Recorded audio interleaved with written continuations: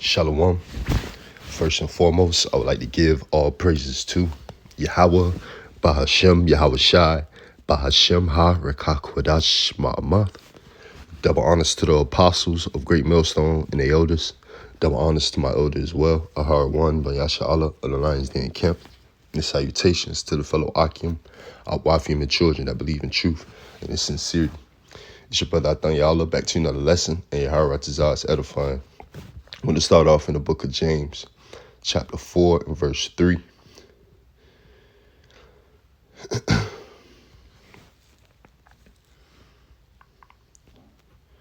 It's James 4 and 3. Ye ask and receive not, because ye ask amiss, that ye may consume it upon your lust. You know, that's ultimately what 2/3 of our people do. All right. You so-called Negroes, Latinos, and Native Americans, and those are the speckled bird. All right. They ask the Lord, all right, as the scriptures say, our people have a zeal of Yahweh, but not according to knowledge. You know, they ask of the Lord, but they ask according to their worldly heart, their worldly mindset. You know, they ask for fleshly things. They might ask in a miss. You go into that term, amiss. They ask.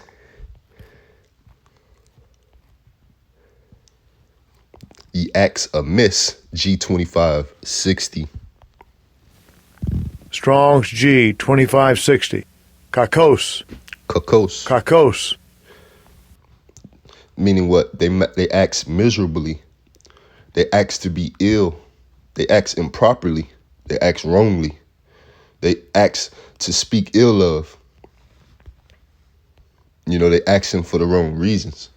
You know, again, as the scriptures say, our people have a zeal of Yahweh, but not according to knowledge, that ye may consume it upon your lust, right? They may consume it upon their lust with the understanding that what the spirit, without the, and 2/3 of our people don't have the understanding that what the spirit and the flesh is always in battle. All right. The spirit is willing, but the flesh is weak. Verse 4, ye adulterers and adulterers, Salakia, ye adulterers and adulteress, know ye not that the friendship of the world is enmity with Yahweh, Bahashem Yahweh Shai? Whosoever therefore would be a friend of the world is the enemy of Yahweh, Bahashem Yahweh Shai. Do ye think that the scripture saith in vain, the spirit that dwelleth in us lusteth to envy? Right, because it do. Again, the flesh is never fulfilled. All right, so again, that spirit that dwells in us is always being afflicted in battle, being in this flesh. You know, being in the chains of darkness, as the scriptures speak, as Paul spoke about. All right. But he giveth more grace, wherefore he saith, God resisteth the proud, but giveth grace unto the humble. Man, that's the point I wanted to get here in verse 6 of how what Yahweh Bashim Yahweh Shai, the Heavenly Father and his only begotten Son, resist the proud, but giveth grace unto the humble, man. Right. As the scriptures say, he deal with those of a meek and a contrite spirit. From there, I want to go to the book of Psalms 138 and 6. Though the Lord be high, yet have he respect unto the lowly, but the proud he knoweth afar off, man, right? It was one of the things that the Lord hate, you know, a proud look, you know, being proud in general, all right? Pride wasn't built for man, all right? Having a stiff neck, being stern, and stubborn, so to speak, in your own way.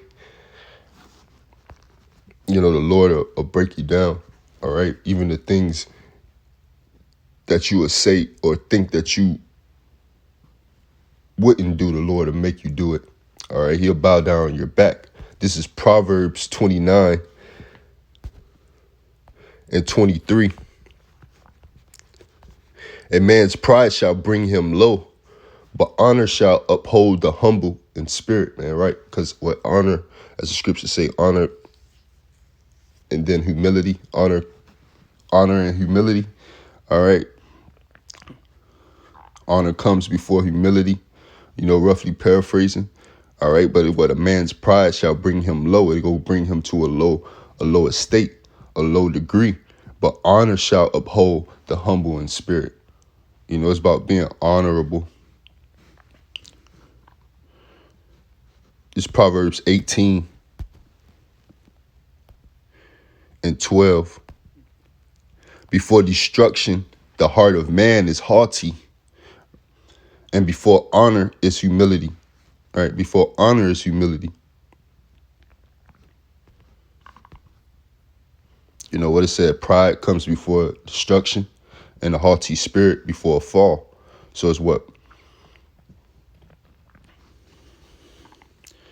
See the term humility, meekness. Strong's H 6038.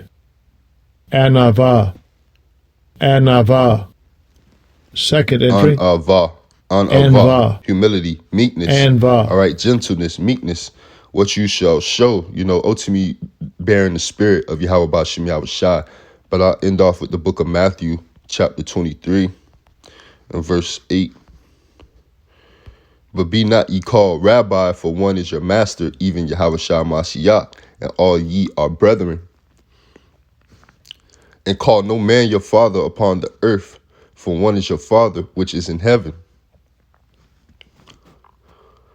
Neither be ye called masters, for one is your master, even Yahweh Shai Mashiach, but he that is greatest among you shall be your servant. And whosoever shall exalt himself shall be abased, and he that shall humble himself shall be exalted. And ultimately the Lord does the exalting. And again, going back to what the spirit is willing, but the flesh is weak. All right, knowing that we can't even take in our own mind of what to do. We have to go and flow with the spirit, because the spirit is going to guide us both for good and bad. Through the spirit of Yahweh Bashem Yahweh Shai, man moves accordingly, man. Proverbs 20 and 24. Man's goings is of the Lord. How could a man understand his own way? But ultimately, being meek and lowly is what you want to be. That's ultimately what the Lord deals with on the good side of things, on the righteous side of things, on his right hand. He deals with those of a meek and a contrite spirit, and as we brought out. All right. So we want to be humble, meek, and lowly in heart. All right, with a contrite spirit, not proud, not boasting. Not wanting to gain a certain position or spot, like as if this was a job. Even though it is a job. We all workmen doing our duty with the hopes of being saved. And Yahweh Ratazah, this lesson was edifying. Shalom, Hawathan, DTA to the next one.